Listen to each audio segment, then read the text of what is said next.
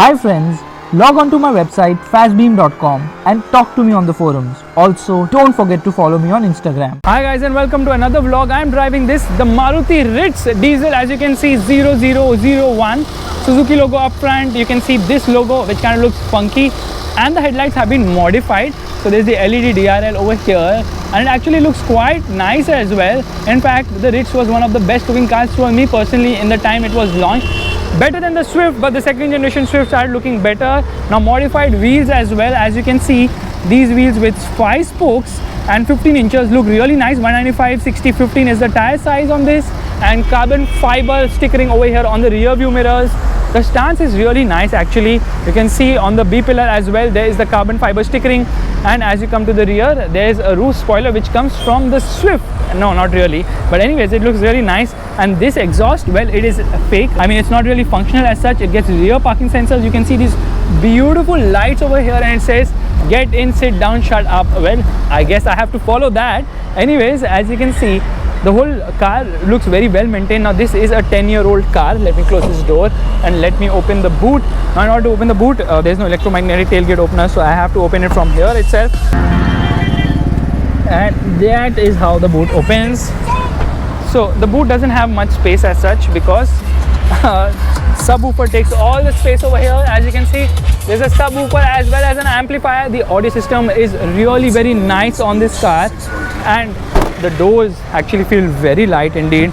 You can see the rear seat. Well, it has more space than the first generation Swift.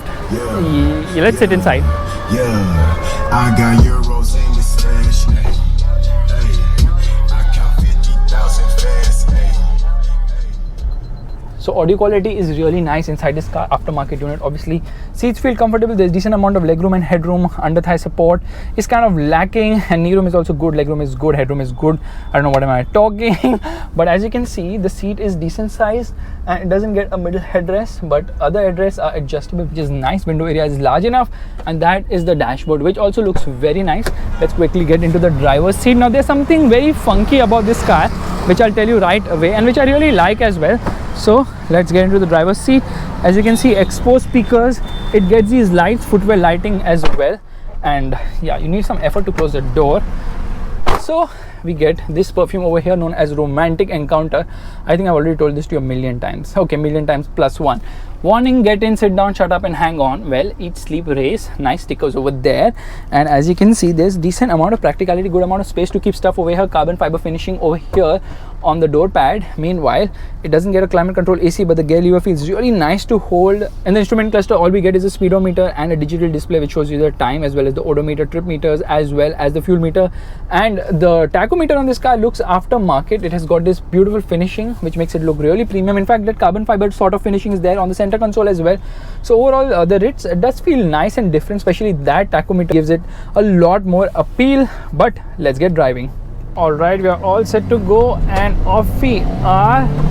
This motor feels very punchy. In fact, there's a lot of low end lag, but the mid-range is really very strong, and that's what makes the Ritz so exciting. Now this is the Ritz diesel. Uses the same 1.3 liter diesel engine which produces 75 horses and 190 Newton meters of torque.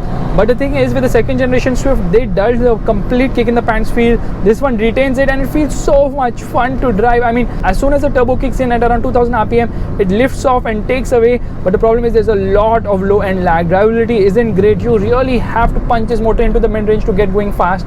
It doesn't have a top end as such, but it will redline all the way till 5000 rpm. Drop a gear and there it goes. The way this motor revs is really very nice, but the progress is not there only in the higher end. It's usually the progress is in the mid-range, and the mid-range it feels very strong and punchy. In fact, this is one of the sweetest engines around, or rather was one of the sweetest engines around, and when Maruti dulled it completely. Let's launch it once again, revving the motor, and off we go.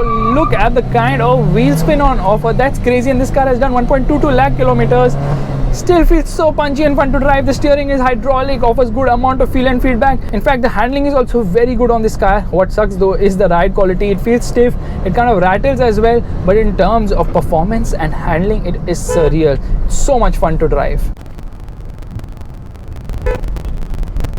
This dashboard mounted gear lever feels really nice to hold and operate. It gives a very sporty feel. It makes you feel part of the package of the car. That's really nice. And okay, why are people honking? I'm not going to fly over this car, will I? There's crazy traffic here. Anyways, here we go. Turn on the air conditioning. Time to launch it with good amount of throttle inputs. Revving the motor.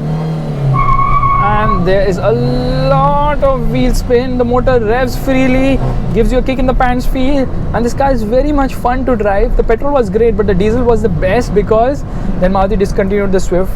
Now the first generation Swift had the same engine, felt punchy, gave a good amount of mid-range punch, but then the problem was that Maruti messed it up by updating the tune on the engine, making it more linear. The kick in the pants feel went, and the Maruti Swift used to rattle more than the Ritz. The Ritz is somehow better in terms of rattling, it rattles lesser.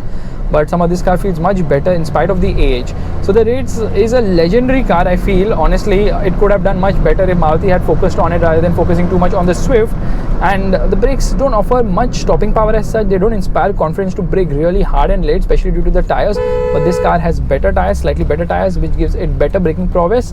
Meanwhile, the overall package seems very nice and fun, and definitely the diesel is something which I love. In fact, this state of tune of the diesel engine really marked the entry of Maruti Suzuki in the diesel market in India. That's it, guys. If you like this video, give it a thumbs up. That's a like button. And I forgot to tell you that the Ritz was actually priced less than the Swift, slightly less than the Swift. And in spite of that, the Swift used to sell more because the Swift was marketed more. Swift looked slightly better, and of course the Swift, well, it got a second generation. The Ritz did not. A fun fact is that the Ritz is known as the Splash globally, but Ford has the Splash nameplate in India. They have trademarked it, so Maruti could not use it, so they use the Ritz nameplate over here. Anyways, guys, if you like this video, you know what you have to do. Downshift a gear and disappear. Bye bye.